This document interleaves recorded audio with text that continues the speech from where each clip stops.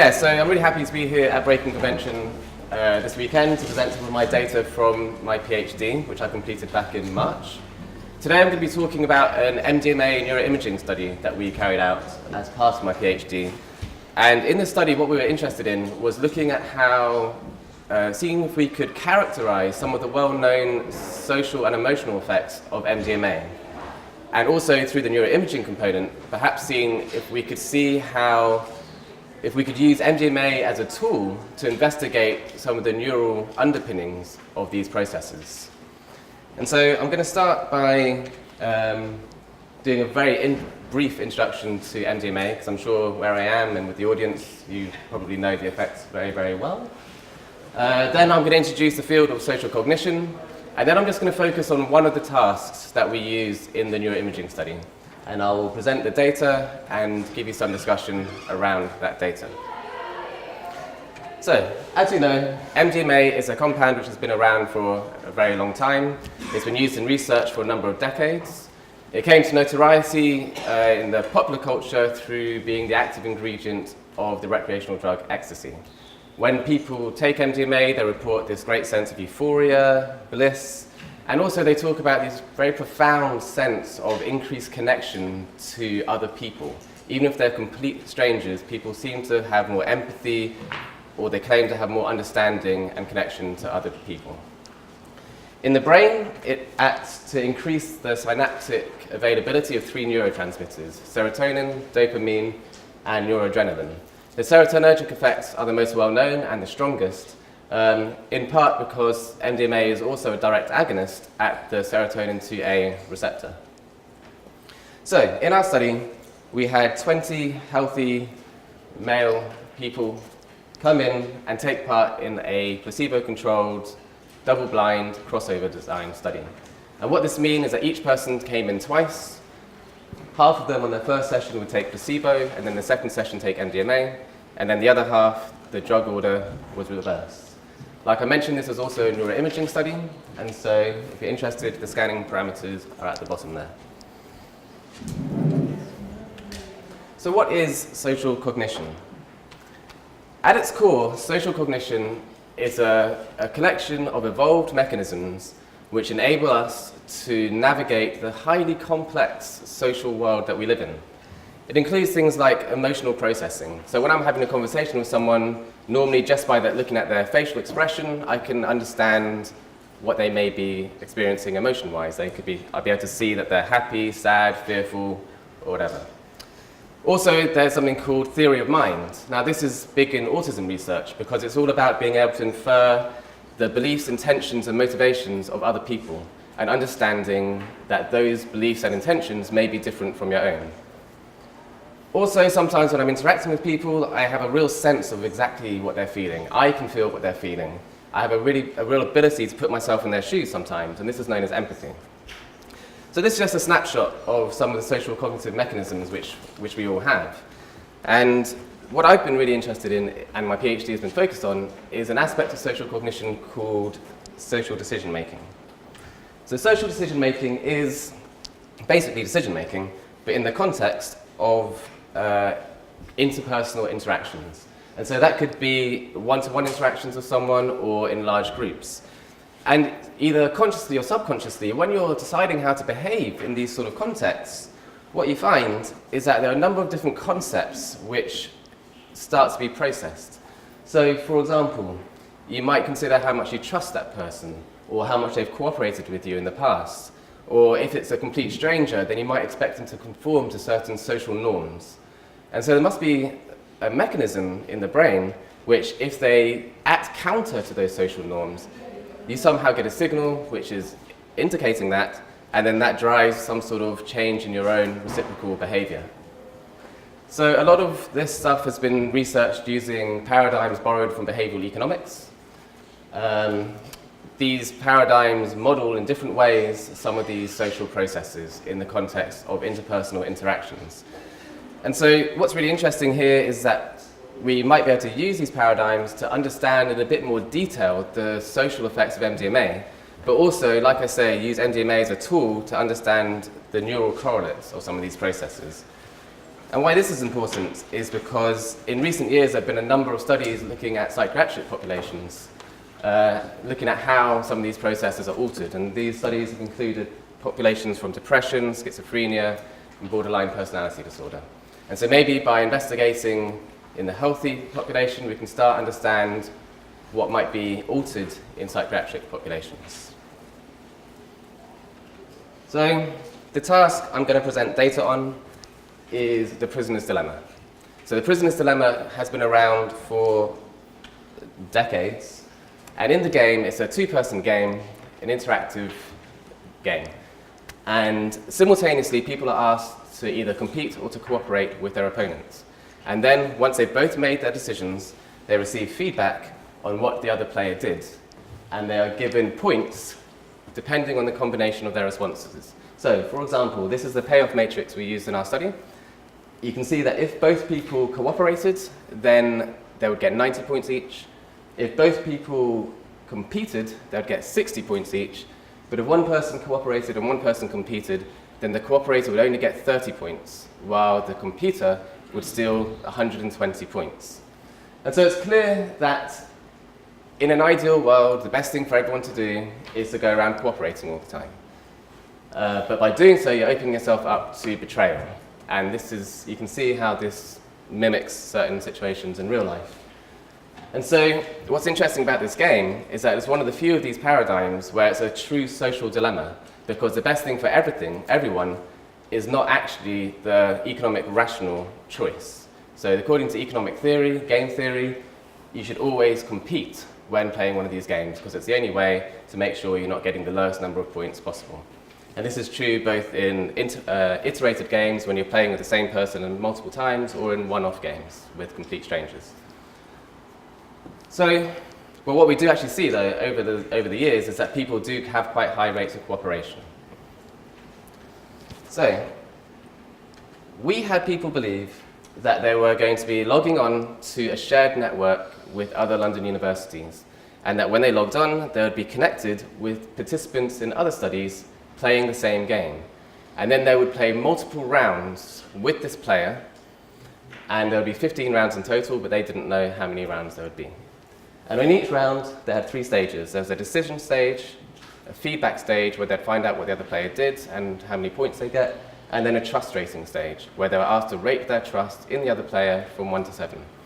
So what this design allows us to do is it allows us, first of all, to look at cooperative behaviour with different types of opponents, but it also allows us to see how people rate their trust in other players depending on how those players are behaving.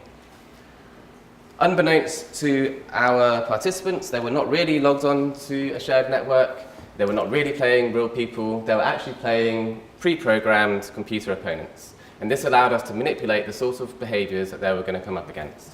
So we had 3 different types of conditions. First of all, we had trustworthy opponents who 80% of the time would cooperate, and then on 3 set rounds in the game would compete. We also had untrustworthy opponents where they would mostly compete, and then 3 times they would cooperate. But we also had an explicit non-social control. So in this condition, what happened was we told the participants, this time you're actually not going to be playing with a human, you're going to be playing against the computer. And the computer will make random decisions to compete or cooperate on each round, and no matter what you do, it's not going to change how that opponent behaves. So just a reminder, we did all this in the scanner. So let's see what we saw in the placebo condition. Here we have a box plot showing the average cooperation with each type of opponent across our sample in the placebo condition. And you can see on the left, there was much higher rates of cooperation when they were playing someone who was trustworthy compared to someone who was untrustworthy, and then lower still for the non-social control condition. Each iteration of pairwise comparisons here was statistically significant. Now, if you look at the trust ratings, you can see much what you'd expect. If they're playing someone trustworthy, there was high levels of trust, untrustworthy, low levels of trust. And so what's this showing is that our task is working, our manipulation is working, people are responding to different types of behaviour by behaving differently themselves. I'm not going to talk about the trust ratings again, because they didn't change with MDMA administration, but that in itself I think is significant, because what it shows is that MDMA hasn't disrupted individuals' conceptualization of the idea of trust. It means that any changes we see in the MDMA condition in terms of cooperative behavior is not because they trust those people less or more necessarily, although you have to be careful about interpreting null results, of course. So, what happened with MDMA? What we hypothesized was that the non-social control condition, there'd be no changes in cooperative behavior. It would remain equally low. But we thought that with both types of supposedly human opponents, there would be an increase in cooperation. Here is another box plot. This time, there are 2 boxes for each condition. The left one is placebo, and the right one... there isn't. That's a lie. I'm lying to you. There we go. The left one is placebo, the right one is MDMA. And what we actually found, counter to our hypothesis, is that there was no change with the untrustworthy behaviors in terms of cooperation, but there was with trustworthy. And on the left here, on the right here, you can see that change in cooperation. So what that means is that regardless of being on MDMA or placebo, when you came across someone who was untrustworthy, who was competing almost all of the time, people on MDMA were able to still behave in an appropriate manner in terms of protecting themselves of being betrayed and therefore receiving less points. But when you were playing with someone who was mostly trustworthy, already high levels of cooperation were seen to increase. And so there was even greater cooperation on MDMA with people who were perceived as being trustworthy compared to placebo. And to understand what might be happening here, let's plot the data in a different way. On the left we have untrustworthy opponent, on the right we have trustworthy opponents. Blue lines are placebo condition, red lines are MDMA session. What this is on the x-axis, each round of the game is plotted. So remember, each game had 15 rounds against the same opponent. And then we've got the proportion, the average proportion of cooperate decisions across our sample for each of those rounds, okay? So, and also in green, we see where the opponents made the incongruous decision to their trustworthiness. So on the untrustworthy condition, the green lines show the 3 occasions when that opponent cooperated. So looking at the untrustworthy condition, the first thing to notice is there are massive error bars on both of those lines. And what that means is that there was actually a very wide variation in how people responded to untrustworthy players, whether they're on placebo or MDMA. That in itself is very interesting. I'm not going to talk about it because I could talk about it for about an hour.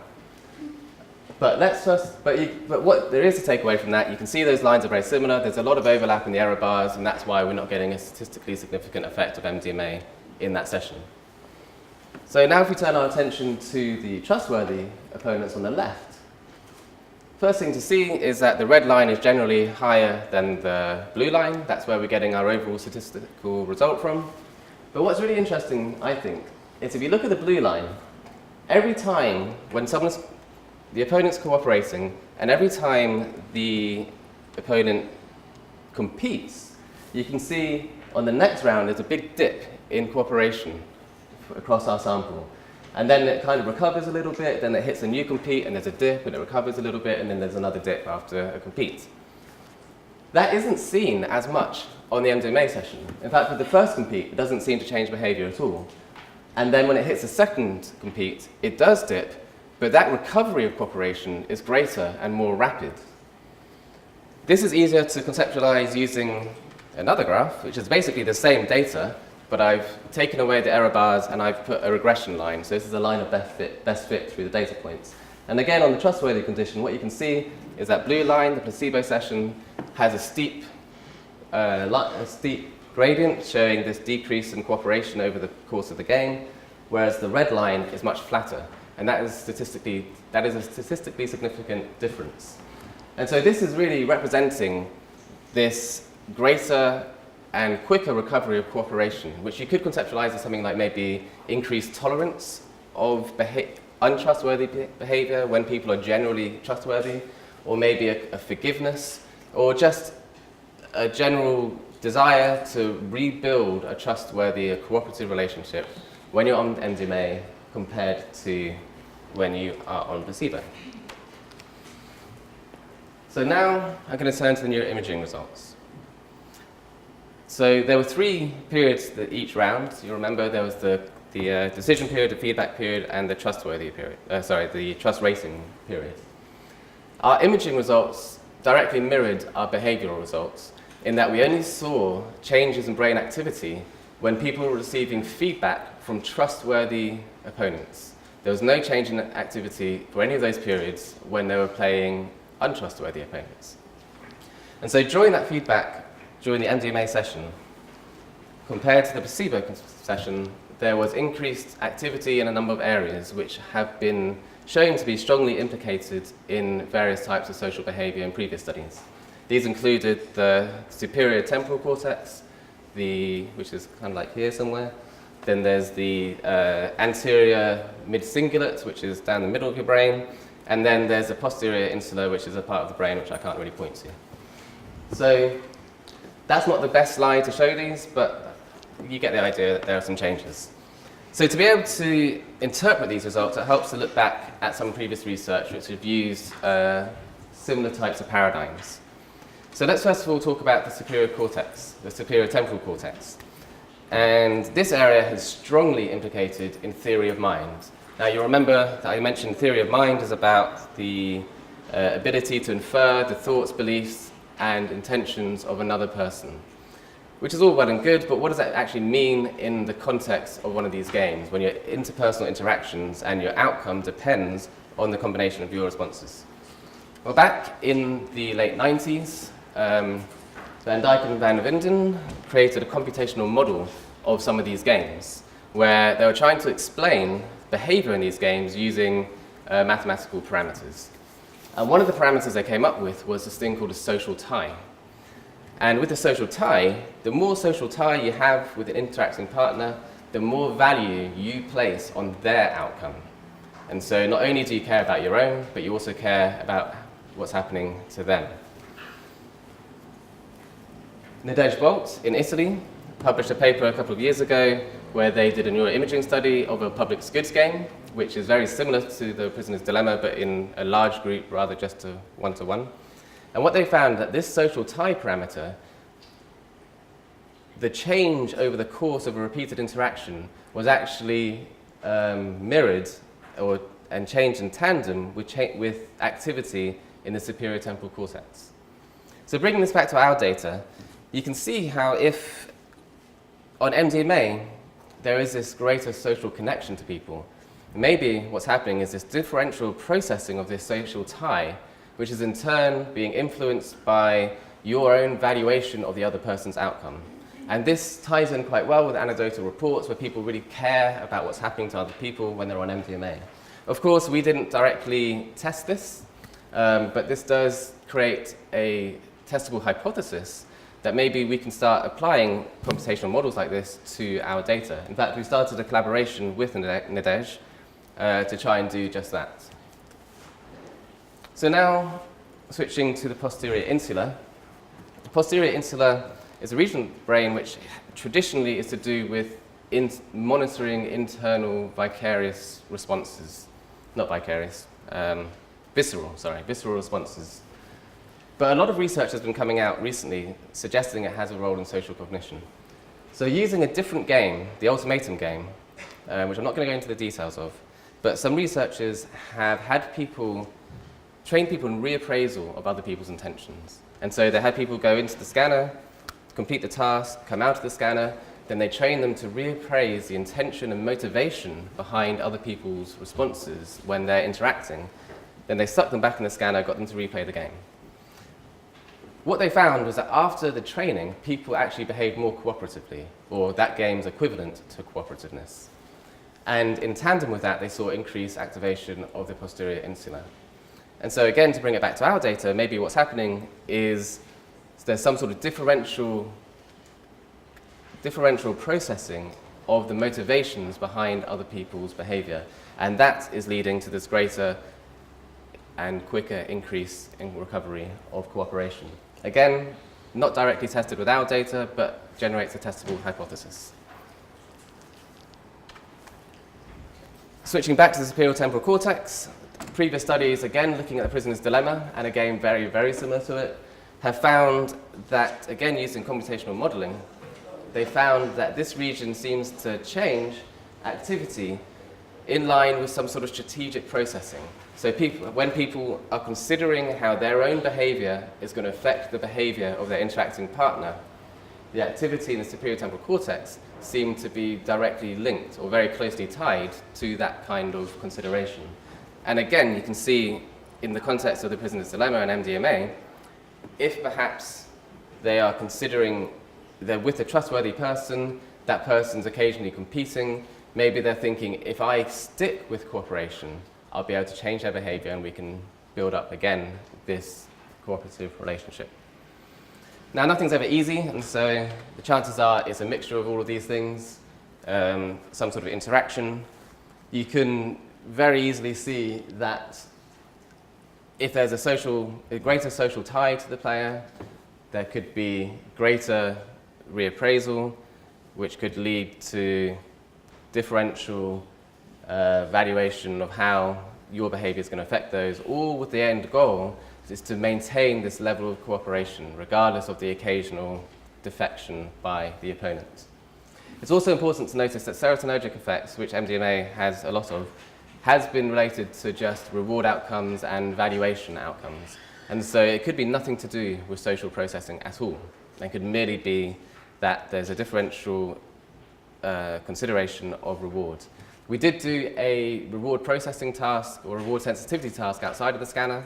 There were no differences across conditions, and so I don't think it is that. And also because there's a differential effect across participants, across different types of opponents, that I don't think it's going to be a case of valuation personally. So just to summarize, we saw a greater and quicker recovery of cooperation when people played the prisoner's dilemma, but only when they were playing people who were mostly cooperative, not when they were playing someone who was uncooperative. These were mirrored by changes in social brain regions. And I think what this can do, first of all, what we need to do is replicate this, because replication in social neuroscience is an absolute certainty, because there's a lot of variation in behavior across the population, and the sample sizes tend to be small, so replication is the key. But also we generated some hypotheses which we can test, maybe by slight alterations in the task, application of different maybe reappraisal methods. And also we can maybe move on to doing some sort of blocking study so we can get deeper into these neural mechanisms underlying these changes we're seeing. So we could block the 2A receptor, for example, to see if MDMA effects in these games are actually due to agonism at that receptor, or if it's more of an overall serotonergic, dopaminergic, or noradrenergic action. And what I would really like to do next is have like a really good characterization of the variation in the general population in these sorts of games, because across the population, people span the whole range of possible outcomes in these games. And if we want to try and start understanding who is going to respond to drugs like MDMA, or who in the psychiatric population is going to respond to different types of treatment, what we first need to do is build good predictive models of how people are going to behave generally.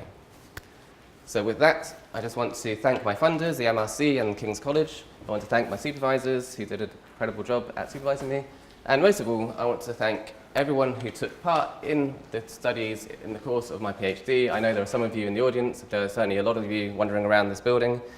And my studies were fantastic. I had a great time. There's a lot of chatting, a surprising amount of hugging, or maybe not so surprising amount of hugging. And it was great, yes. So there are my contact details if you have any more questions. And I think I've got some time for questions now. Thanks.